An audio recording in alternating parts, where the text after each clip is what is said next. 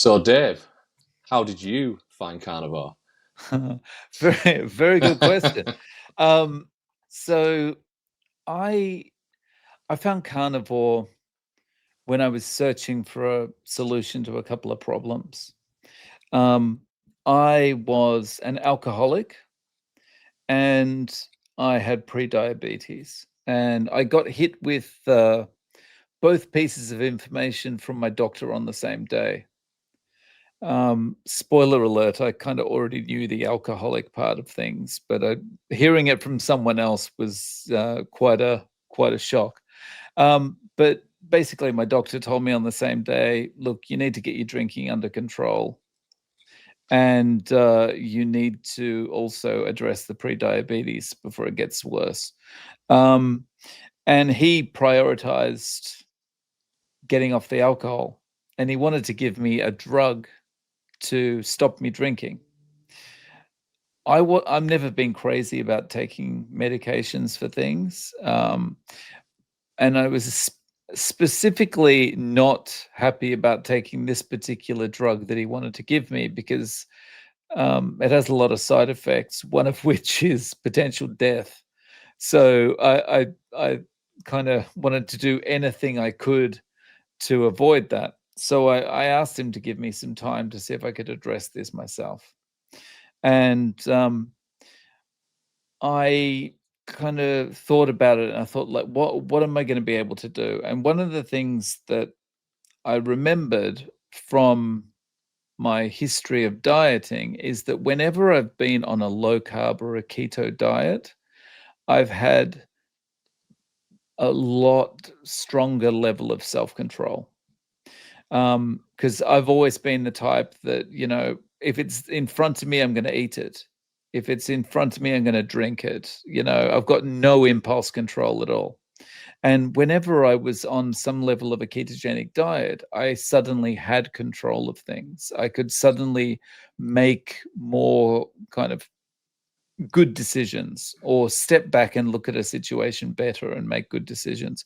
So I thought to myself, okay, well, I'm going to go keto and I'll see if I can get control of things that way. And, kills two birds with one stone. If I'm keto, that, potentially solves the pre-diabetes as well. And I had success with it. I got off the alcohol. A combination of doing keto to give me that self control, and also kind of changing my routines around, and not walking past things that would trigger me, like people sitting outside a restaurant at lunchtime drinking wine, all that kind of thing. Right, take the long way to go home. Um, but I kind of fell into carnivore from keto from there.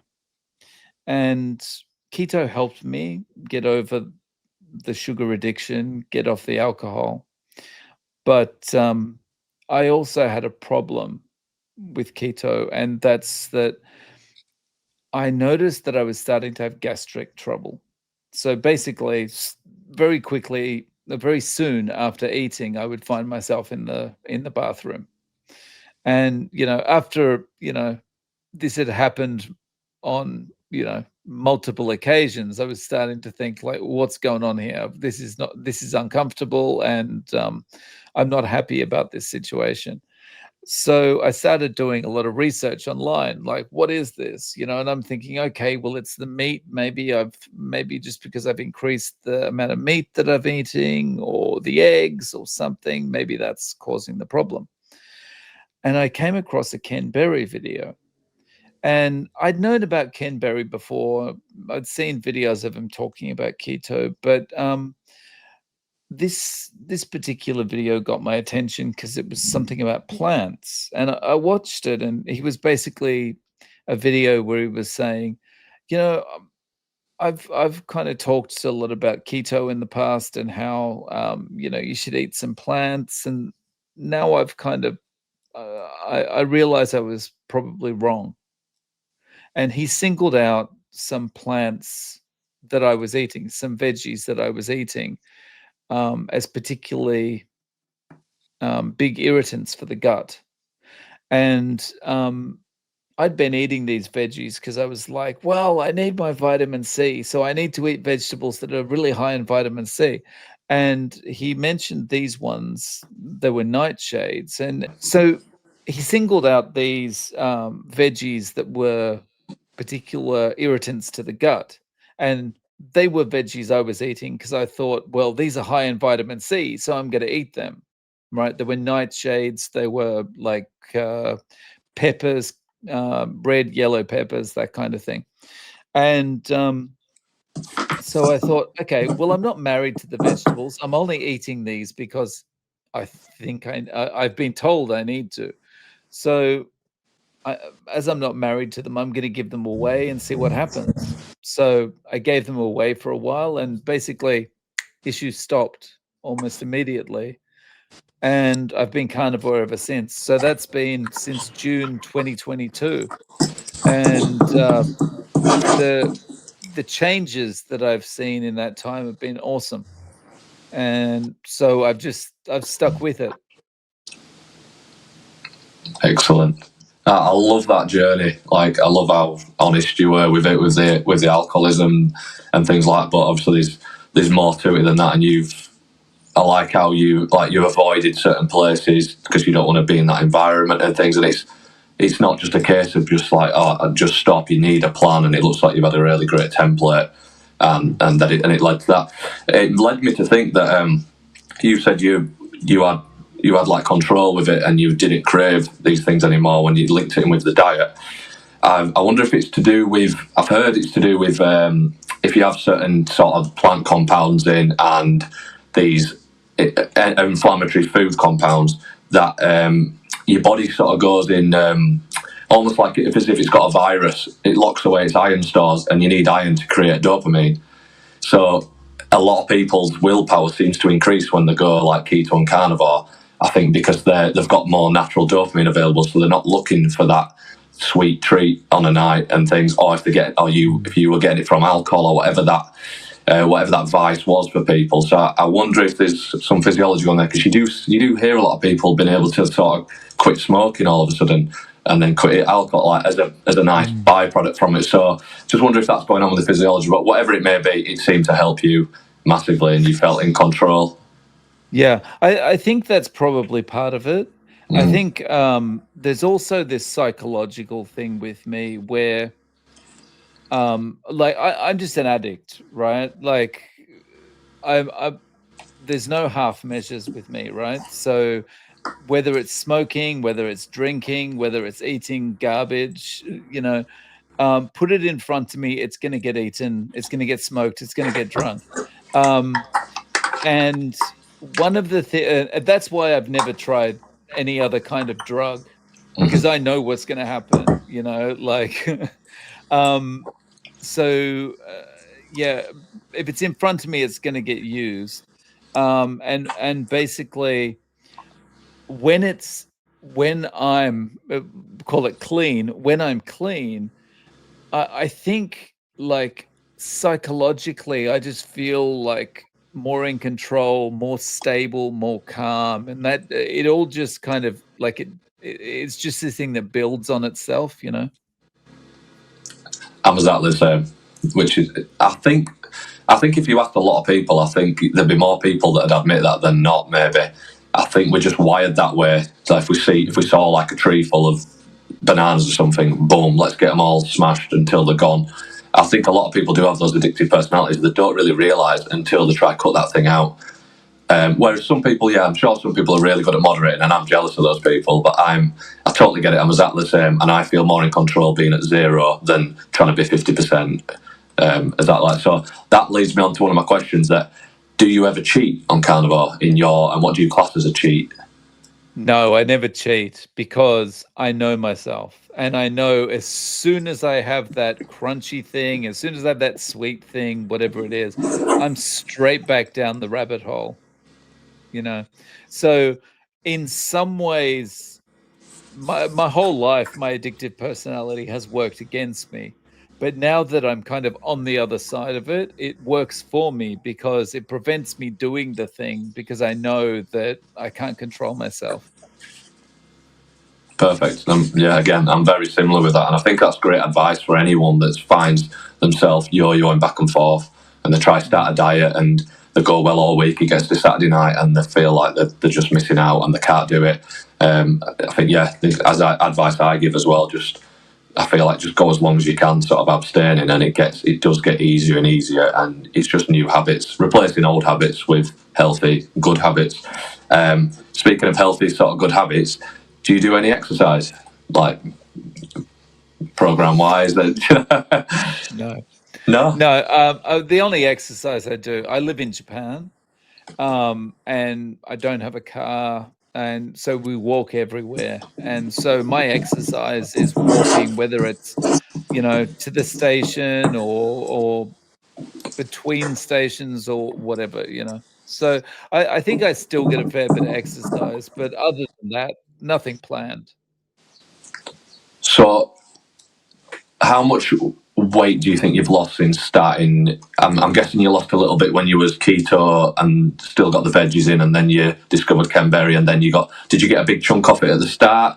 Oh, And yeah, yeah. So that keto thing was a very short period of time because I noticed the problems coming in very quickly. So it's maybe 2 weeks, but overall, I've lost 15 kilos, about 30, or sorry, 14 kilos, so about 30 something pounds. excellent. So obviously everyone's on their own little journey. I'm guessing you weren't like a huge 300-pound bloke in the first place. That you don't need to.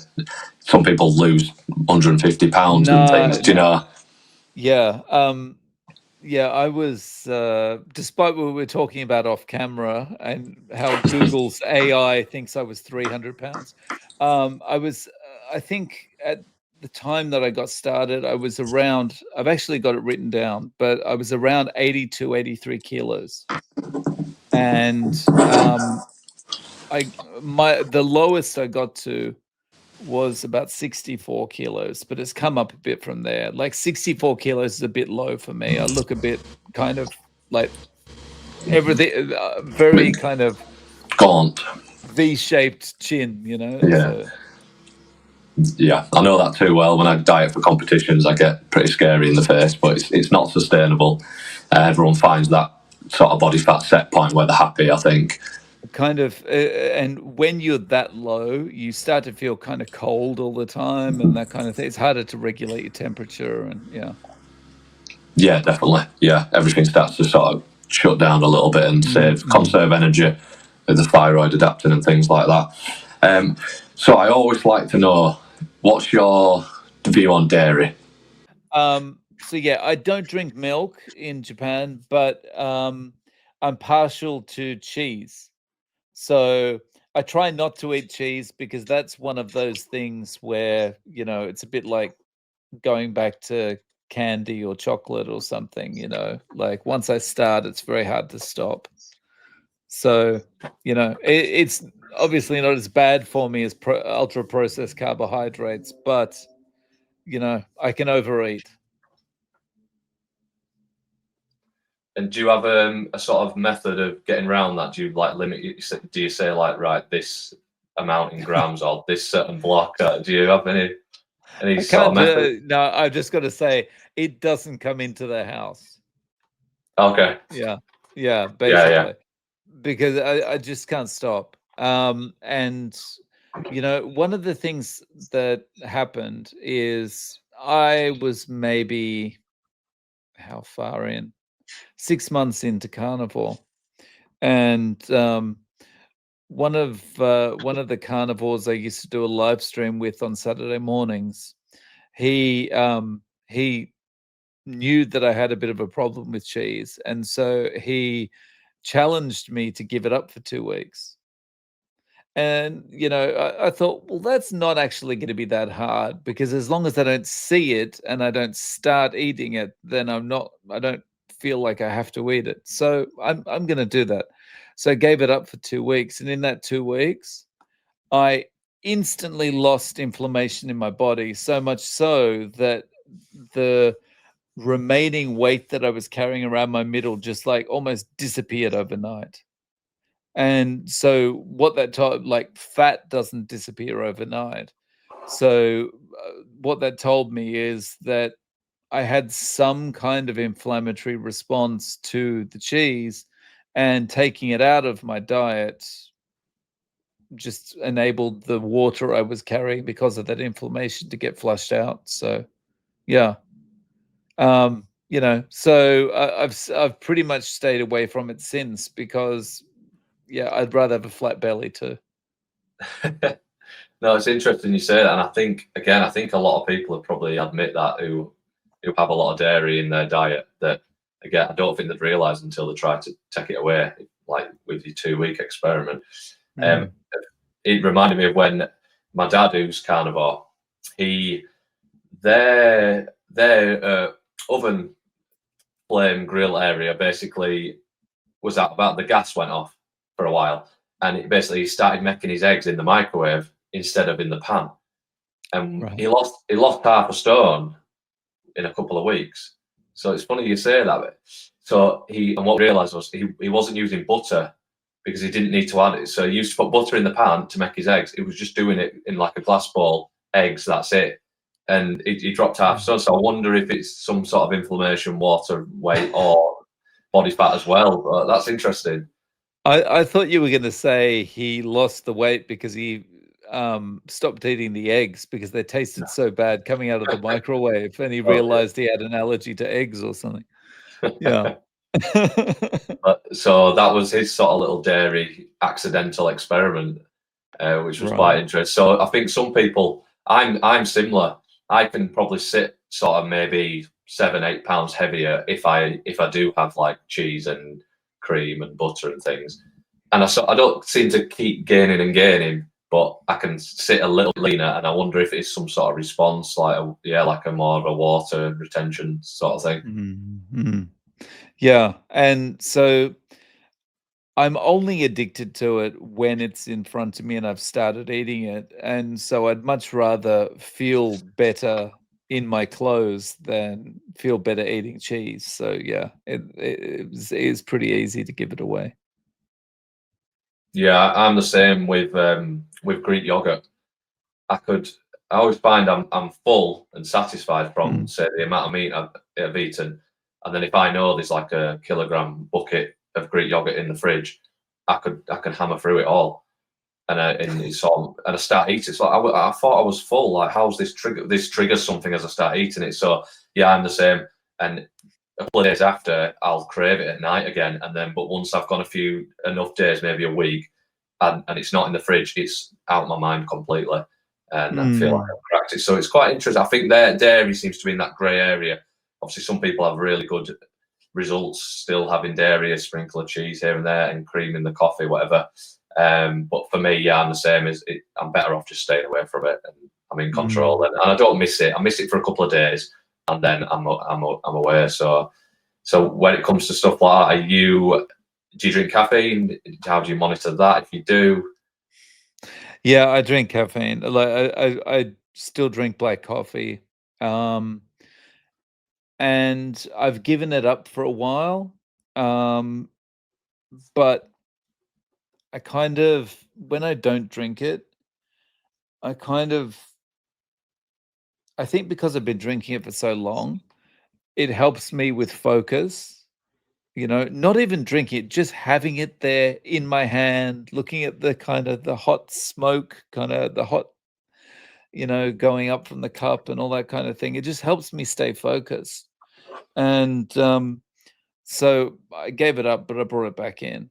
And, I kind of look at it like this, some people will want to take my carnivore card for it, but um, you give up so much on carnivore, you know, I just I like to have that kind of thing, that little extra thing. And I've been able to get it to a point where I limit it now. So after midday, I don't drink coffee for the rest of the day. And that was specifically as something that I wanted to do to try and help my sleep. Yeah, I think, like you said, it might not even be the sort of drug-like effect from the caffeine. It's just maybe like a bit of a ritual and a habit for yourself, and it may be if you know it's time to work, if your coffee's there, and then it's just all set in place. And for you, Right. that seems like a net positive Yeah. for you. Probably goes back to this that social event, and like when we're maybe in like a tribe and we're all doing the same thing, and it's like I feel like if that's the worst thing you're doing, I think you're doing all right. Yeah. Yeah. Yeah. I mean, I'm prone to bad habits. I mean, I'm Scottish Australian, probably the two worst combinations when it comes to like bad food and alcohol. So, I think I'm doing okay. Yeah, no, most definitely. So, what would you, if somebody came to you for help? I'm not sure if you do like one-to-one coaching or anything like that. I'm sure you get a lot of comments on your videos, and people want personal answers. In a more generic approach, how would you help somebody transition into a keto carnivore sort of lifestyle? With like, I know you've asked me this before. Do you jump straight in? Do you rip the band-aid off, or do you transition slowly? I'm interested to know your approach or your advice to people. So my thinking on this has changed a little bit, and that's mainly because I reflected on my journey, as I've spoken to other people. I would say jump in, but I would say not necessarily jump into carnivore, but just you've got to make a pretty radical change from where you are, I think, to be able to stick to things, right? And if someone's on kind of, for want of a better phrase, a standard American diet, um, going low carb from that is jumping in. Like that is ripping the band-aid off, going low carb, from pizza and donuts. Going to low carb is a big change, right? So I would say, jump into low carb, then move from low carb to keto. So you're gradually reducing your carbohydrates, and then go to carnivore if that's, where you want to get to. But the one thing I would say about when you do jump in is don't jump in with the mindset of, I'm going to do this for the rest of my life. I'm going to do this for 90 days and I'm going to prove that I can stick to it, hardcore for 90 days. Because what happens when you kind of project out like that is, for most people, I think what happens is your mind starts asking questions about that projection. So if you think, I'm going to do this for the rest of my life, your mind's going to start saying, well, hang on a minute, you've never done anything for the rest of your life. Everything you start ends in disaster. You always end up worse off than when you started. You're never good at these things, whether it's a diet. Look at all those diets you've started and never succeeded with. What's this one? What's going to make this one different? So all this kind of garbage is going around in your head. And it's all because you've said to yourself, I'm going to do this for the rest of my life. I'm going to do this for a year. Right. So, what I would say is don't do that. Just say to yourself, I'm going to do this for today. I'm going to get to bed tonight and I'm going to stick to this way of eating the whole time until I get to bed. I'm not going to do that. If I break it tomorrow, whatever, I don't care. I'm just going to get to bed tonight without breaking it. And what's going to happen is when you wake up on day 2, you'll instantly have 2 thoughts. First one, I feel so much better. Like my sleep was better. I feel so much better. The second thought you're going to have is, I did it. Awesome. And so those 2 things that happen immediately upon waking is just going to like turn your resolve up a notch, so that getting through the next day and getting to bed the next day without cheating is going to be a little bit easier. But again, just every day, just focus on that day, just getting to bed without cheating. And each morning, your resolve just turns up that notch. And within some period of time, it depends on the person. It might be a week, it might be a month, it might be 6 months, but at some point, you're no longer gonna be thinking about, "I've just gotta do it for today." At some point, it's just gonna be the normal way you eat, and then you've transitioned in without thinking about, like, "I need to stick to this, I need to white knuckle my way through this," right? The only white knuckling you need to do is for 24 hours. And Wow. coupled with that, people fall off the wagon. Like, things happen, you know, and it might even be unintentional. You know, you might be trying to do the best thing possible and you eat the thing that, it's just a steak, right? But you don't realize that steak was sitting on a bed of sugary sauce and you don't realize it until you've put it all in your mouth and then you're like, that tasted a little bit too good. And you realize, you've fall off the wagon. Don't beat yourself up about it. Or if you do end up having that donut or the frappuccino or whatever, don't beat yourself up about it. Because when you beat yourself up about it, you put yourself in that same mindset, which is like thinking, oh, I'm never going to be able to do this. You see, I've messed up already. I'm never going to be able to do this. I may as well go and buy a box of Krispy Kreme donuts and feel bad. If you beat yourself up, the likelihood is you're going to fall off the wagon permanently, and that's gonna take a lot longer to get back on. So, if you have a cheat, if you make a mistake, whatever it is, just acknowledge it, go, "Oh, that's a shame," and then straight back on the wagon. And you're much more likely to stick to it if you do it that way. And a week from that point, you're gonna look back on it and think, "Man, I'm glad I got straight back on the wagon."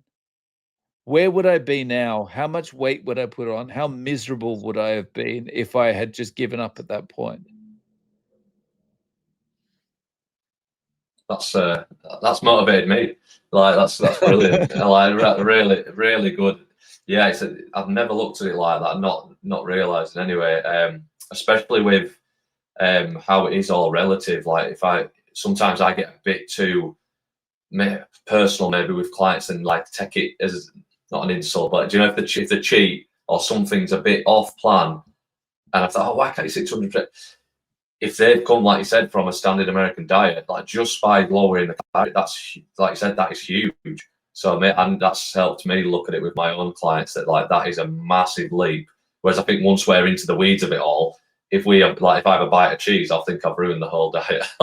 Just because that's my sort of rules, I might not have any. But yeah, that's all relative, isn't it? Like you said, but that's Mm. amazing. Where yeah, if yeah, don't let it turn into those donuts. But if it ever does, you're not kicked out of the Carnivore Club. You've still got your card. Tomorrow's a new day, one day at a time. And yeah, like you said, that first 24 hours, and then it's just a knock-on effect, and it's almost like building a house. You put a brick on the wall every day. But Yeah. yeah, that's really nice. And you mentioned the Carnivore Club, like something that I think is really important to remember is like the carnivore community is super supportive. Right?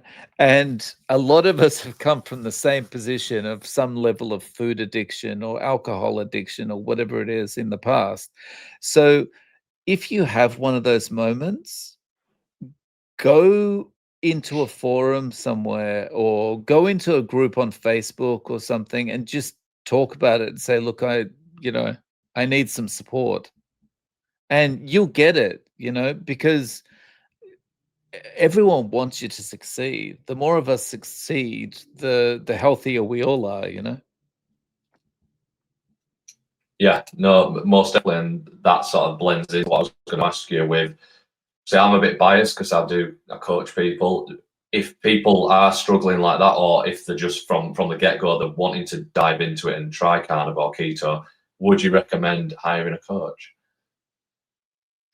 Yeah, I think it definitely works for some people. Yeah, yeah. Like I think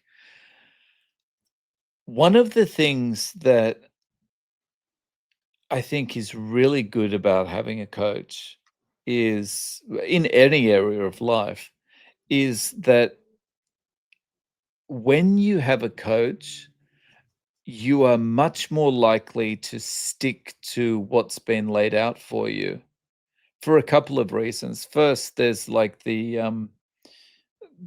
you know, you feel a little bit silly if you're hiring a coach and you're not following their instructions, right? But also, you know, when someone experienced is making a plan for you, whether it's an exercise plan, a diet plan, or some other kind of plan, it allows you to go, I've just got to follow the steps. I don't have to think about anything else. And for a lot of people, especially when they're struggling with addiction, they like it just gives them those nice guardrails to go, okay, as long as I follow this, I'm okay. And it takes some of that pressure off and some of that feeling of I have to white knuckle this. It takes that away. Excellent. Yeah. Yeah. There's that accountability in there. And then also, yeah, if you look at from the outside looking in, we look very weird with a lunchbox with cold ground beef, mince in it.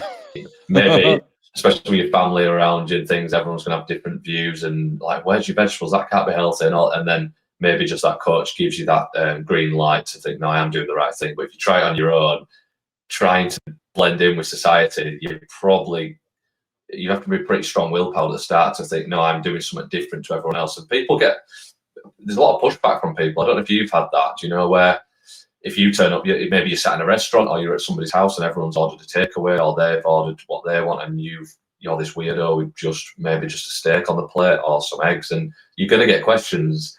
How do you sort of deal with that and do you find that happens with you?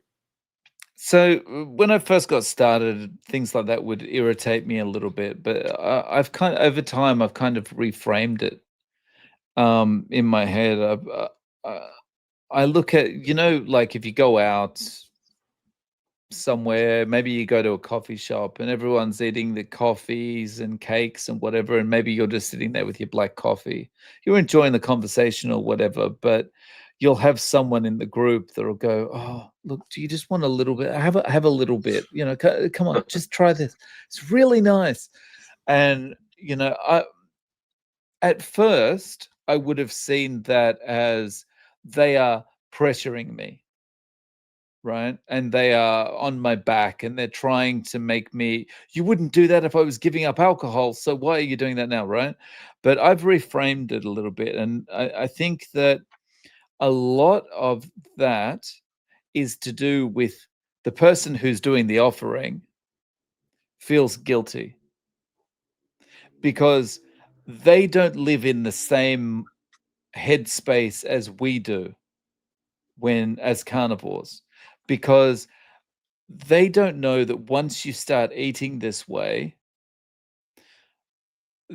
especially carnivore, not keto or low carb, especially carnivore, the feeling of needing to eat something for entertainment and the feeling of needing to eat because you see other people eating something that looks pretty kind of drifts away. Right? It goes away. But they can't imagine that because in their mind, they see someone eating a Ferrero Rocher. All they can think about is stuffing a Ferrero Rocher into their mouth, right? They don't understand we don't feel like that anymore. So a lot of that offering, I think, is self-imposed pressure because they feel guilty. And and when you frame it like that, then your kind of reaction to them offering can be a little bit kind of, you know, it can be less aggressive or less kind of stop doing that, you know, because you're kind of more likely to say, yeah, look, just enjoy it. I'm happy. I'm happy just engaging in conversation here and socializing with you guys. Um, but at the start, it could be really difficult, especially if like I was very addicted to everything, you know? If it was bad for you, I was addicted to it. And so if someone's offering things to you there, that can be a real danger because you go, I'm going to be good. I'm going to be good. I'm going to be good. And 10 minutes later, you're downing your first beer, you know? Um, and so what I did at the start is I just contacted my friends and I said, look, I need to deal with some things. Don't invite me anywhere for the next couple of months, right? Because I knew if the invite came through, I would feel like if I say no to the invite, I feel like I'm missing out. And then if I go to the barbecue, I'm gonna go with all these good intentions, you know, like I haven't had a drink for a week. I haven't eaten any garbage for a week. I'm gonna be really good. And 10 minutes in watching everyone else enjoying themselves, I'm gonna be into it. So I just said, don't invite me anywhere. And that's how I kind of I just basically became a hermit for a couple of months, 2 or 3 months, and that really helped me. And I think the more addictive your personality is, the more that's probably a smart move at the beginning. I think that's really good advice. Yeah, and I think a lot of people could benefit from that because just from feedback of clients, they say like, oh, there's like maybe like horse racing, York races coming up, or there's a barbecue or something, or there's so and so's birthday, there's a wedding, and straight away they're doubting themselves. Like it's gonna be a tough one this weekend. They don't seem to just say, I'm going to it. I'm just gonna stick to plan. That's it. Especially in the early stages. So maybe those sort of people, yeah, like just out of style sort of thing, and you don't have to use that finite willpower resource that is going to go eventually.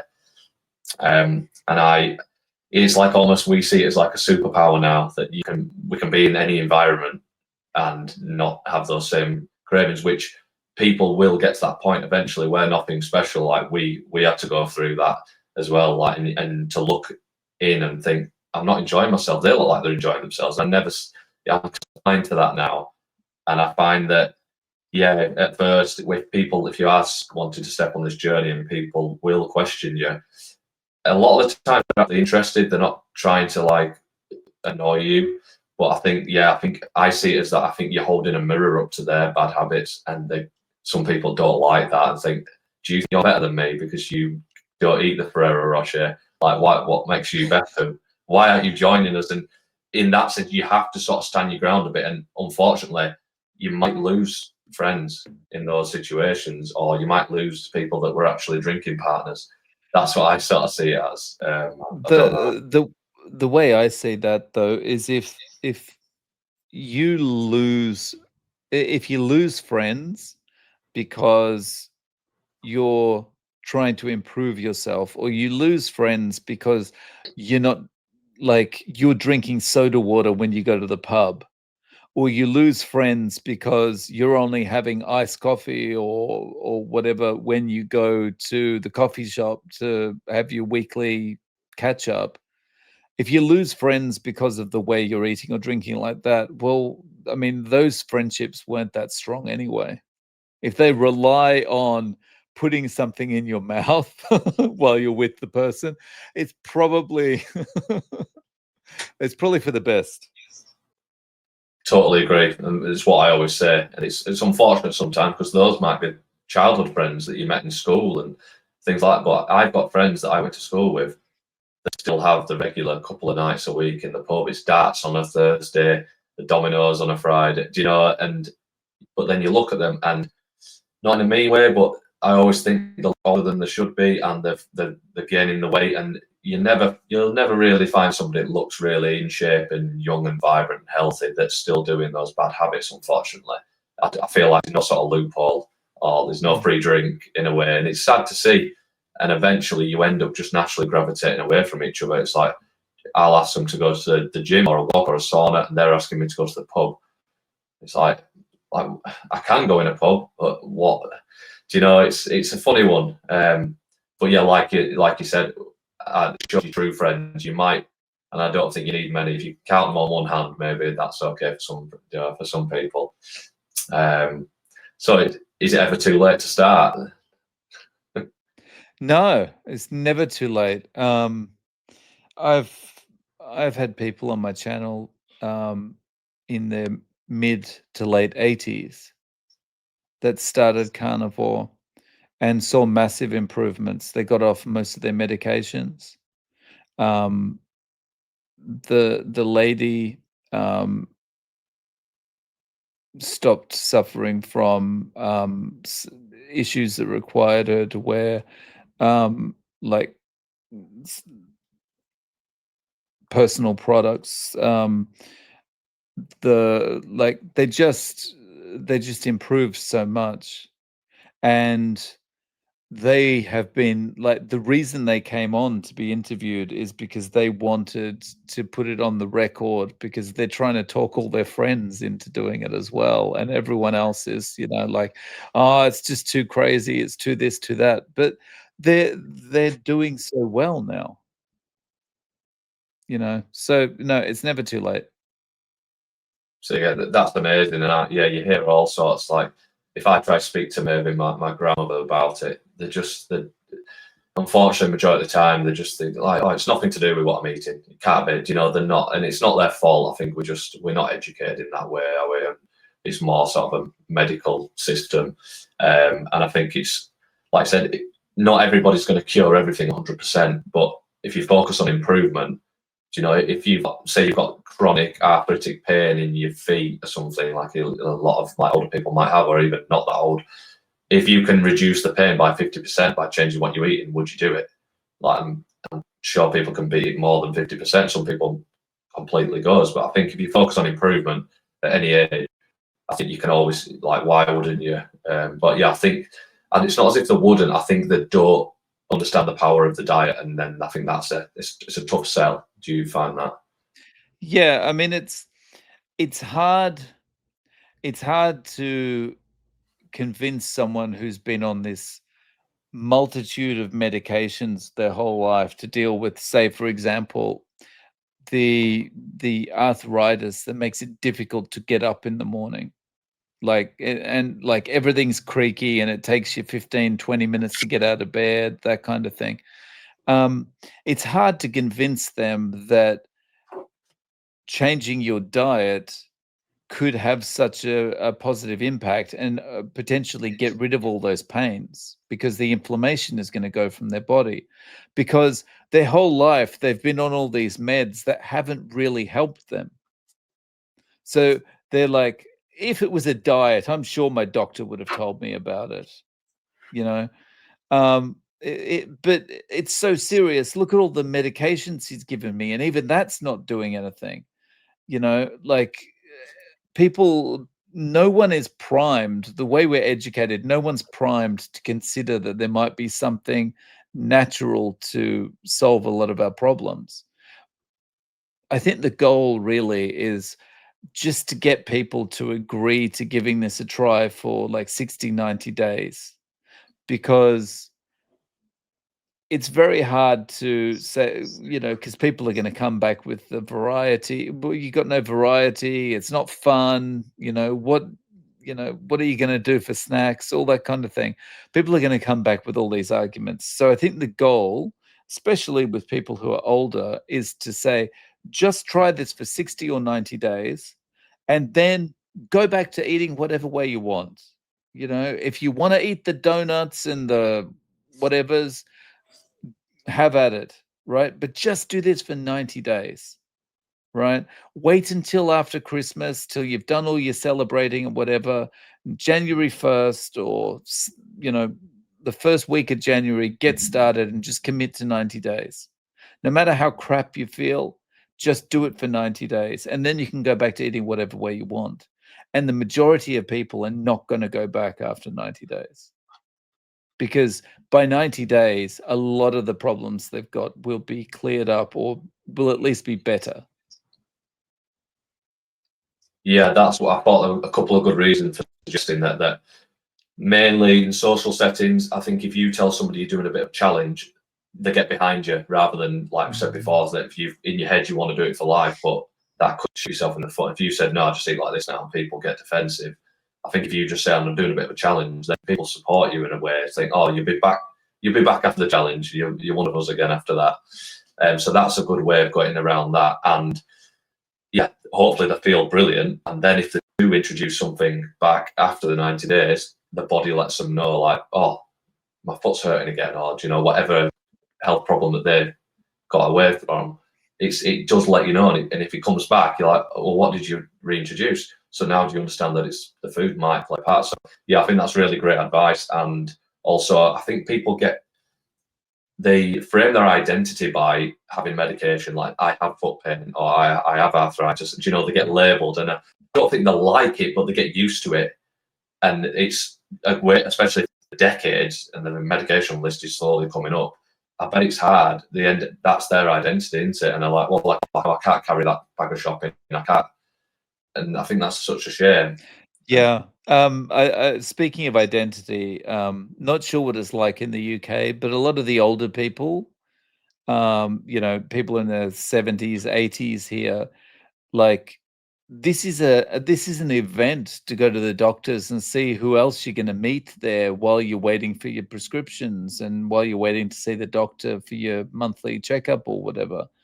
And so, yeah, it's part of their identity. So getting better means also taking that event away from them, you know? Yeah, I totally agree. It's the same here. It's like, well, on a Wednesday at 2 o'clock, I'm there. Do you know? Yeah, and they build a relationship with the GP or whoever they see, or my rheumatologist, or yeah, that's interesting. And imagine when, well, that couple of hours is free now. What do I do in that time? And it's a bit almost maybe like if you're making a coffee when you're working. Like if the coffee's not there, like something's off. Like what do I do? Do you know? So maybe yeah, I think a lot of habitual stuff is that's all the psychological side and get your head on. So yeah, it's really good point there. It's the same in the UK. Yeah, most definitely. Hmm. Yeah. So where can people find you, Dave Mack? So they can find me on YouTube. Just type "no carb life" into the search bar, or @0carb is the handle. And my profile picture with my mouth wide open, like you know, I've just seen something terrible that will come up, and you'll know it's me. Nice. Because obviously, if people don't know, I think you must have a record for the amount of people you've interviewed that are carnivorous. Yeah, it's about 1,711 interviews now. That's So yeah, it's so one of the things, the reasons I started doing the interviews is, well, the thing that got me into it, because I wanted to network with other carnivores, because it's a pretty lonely existence in Japan to be a carnivore. So I wanted to kind of network with the wider community. And then I realized I enjoyed listening to other people's stories. So I started doing more interviews that way. And then the goal became getting as many interviews out there as possible, because the more we have out there, the more likely it is we get more carnivores or more people to come into carnivore. But the reason for doing the interviews has changed a little bit over time. And now it's kind of 50-50. It's 50% kind of spreading the word, but it's also 50% of it is having the interviews. There is a really good motivational tool for people who are getting started with carnivore or having a bit of a rocky time or that kind of thing, right? Because if you're having one of those days where you're thinking, you know what, I'm just going to have the Kit Kat today, you know, um, you can kind of go, oh, you know, I'll go and watch an interview with someone, an interview with a carnivore, and then I'll decide. And it's just that little bit of motivation that maybe while you're listening to the interview, you can go, no, I'm not going to have it. I'm going to stick with it. You know, just listening to other people talking about their journey can be quite motivational. Yeah, that I'm the same. It just sort of it just cements it even more that you're doing the right thing. Even like I've done it for a long time, and even now and again, I listen to a podcast, and it just keeps me on that path. Because sometimes you do question stuff, especially YouTube and the algorithm, whatever. Someone might pop up and say like, "I quit carnivore." You see this all the time, and I've added all this in, and I feel great. And then you think, yeah, like I said before, is the grass greener? But I watch like a video of yours or Anthony Murphy or Sean Baker, and you're like, oh, he's still saying the same thing 10 years plus years. You're doing the right thing, and it just gives you that assurance. So anyone that's looking, that's already doing it, that's a great reason. And anyone looking to get into it, check out Dave's videos. They're amazing, and these real people telling their real stories. And you're probably going to resonate with one of them that might have a similar health problem to you, and that's resolved it. And it just gives you that light bulb moment, hopefully. So yeah, thank you for doing what you do. It's brilliant. Cheers. No, really appreciate it, and thank you so much for having me on. Oh, thank you. It's an absolute pleasure for coming on. Hopefully, I think there's a few gems in there. I think, yeah, just how you describe like transitioning and how to tackle social events, and even if you're older and things like that, I think it's really powerful. Like, you don't always have to go into the detail of like protein to fat ratio and like these nuances. I think just the picture and having the support network, checking out other people, maybe a coach, I think that's great. So yeah, you never know which way the interview is going to go, and I think it's flowed nicely down that sort of route. It's motivated myself and given me ideas to help my clients. So yeah, thanks a lot, and yeah, it's great. Pleasure. Cheers. Cheers. No, brilliant. Catch you later. Cheers. Thanks a lot, Rob.